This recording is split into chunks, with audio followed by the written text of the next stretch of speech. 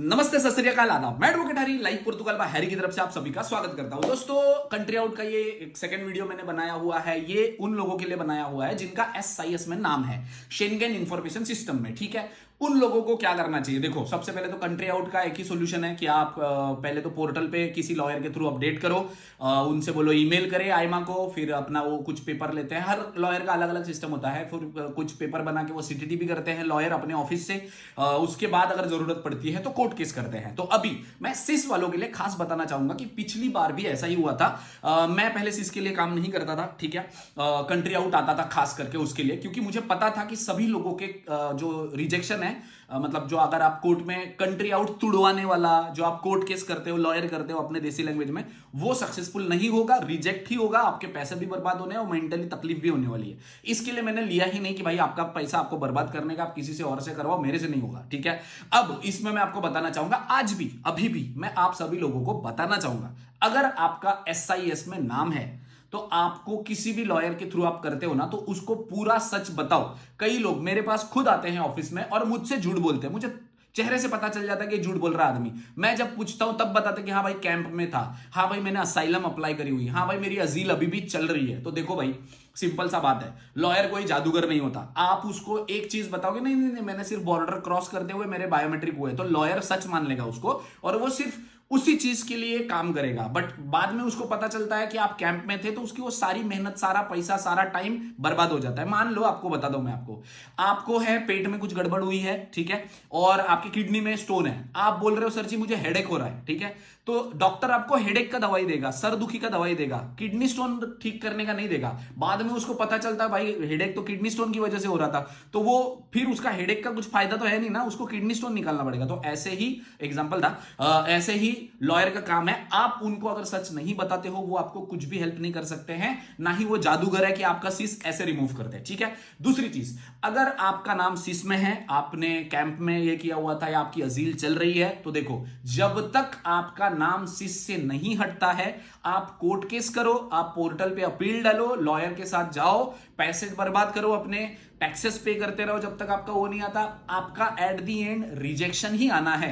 और आपको झूठ लगता है तो आपके आजू बाजू वालों में जिन लोगों के पुराने सिस थे ना नाम और कंट्री आउट आया हुआ था, उनको पूछ लो, 6 महीना हो गया है, उनका अभी कोर्ट से रिजेक्ट हो गया है उनकी अपील कि हाँ भाई हमने रिजेक्ट कर दिए। क्यों? क्योंकि सिस में नाम अभी भी आपका शो करता है। बेसिकली सिंपल सा समझो, आयमा ने आपको सिस का नाम बताया, आपने कोई एक्शन नहीं लिया। फिर आयमा ने दूसरी बार आपको बताया कि भाई 10 दिन का टाइम है, करो, आपने कुछ नहीं किया, आपने सिस का नाम रिमूव नहीं किया, या कोशिश भी करी होगी पर रिमूव नहीं हुआ।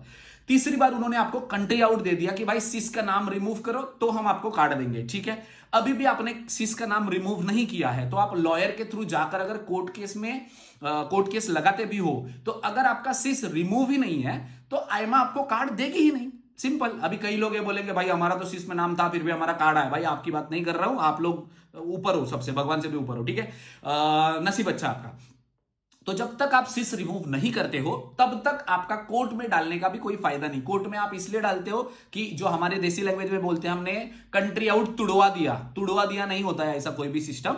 आपका जब तक कोर्ट में केस चालू है, आपके हाथ में पेपर है, तब तक आपको पुलिस वाला फोर्सिबल बाहर नहीं निकाल सकता, क्योंकि आपने उसमें अपील डाली हुई है। सिंपल। एक बार कोर्ट का रिजेक्शन आ गया, दोबारा से फिर वो आपको बाहर भेजेंगे ही भेजेंगे। ठीक है, अगर आपका नाम सिस में है, पहले रिमूव करो, तब ही आपको कार्ड मिलेगा। अगर आप रिमूव नहीं करते हो तो कंट्री आउट आ गया है तो कंट्री छोड़ दो, ये मेरा कहना है। बट कोशिश करो कि आपका सिस ये करो, मैं कंट्री आउट छोड़ दो। ऐसा किसी को बुरा लग सकता है कि मैं क्यों बोल रहा हूं ऐसा। भाई देखो, आप इधर लॉयर के पीछे पैसे डालोगे, पोर्तुगाल में 700-800 यूरो सैलरी है, ठीक है, इससे ज्यादा 800-900 के ऊपर तो कुछ मिलता है नहीं। आपका रहना खाना ही उसमें 500-700 चला जाता है, बचता 100-200 है। ठीक है, यहां रहकर आप अगले 6 महीने तक ना ही आपको कार्ड मिलेगा, जब तक सिस रिमूव नहीं होता, तब तक मेंटल प्रेशर और लॉयर को पैसे जाते रहेंगे जाते रहेंगे जाते रहेंगे। एट दी एंड 6 महीने बाद वो कोर्ट से रिजेक्ट हो जाएगा।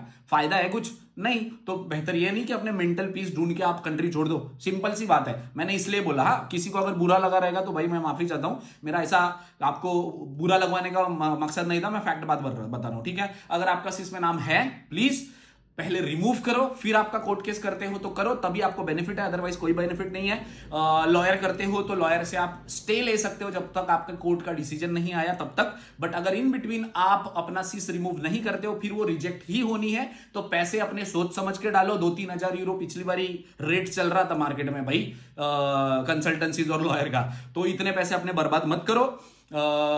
देखो सीस रिमूव होता है या नहीं, अगर होता है तो बेहतर है, आपका कार्ड आ जाएगा, जो नहीं होता है तो फिर कुछ फायदा नहीं है, आपके सारे पैसे बर्बाद हो जाएंगे। ठीक है, अगर इस रिलेटेड आपको कोई भी इंफॉर्मेशन या गाइडेंस चाहिए होगी तो वीडियो के नीचे कमेंट कर सकते हैं। Thank you so much.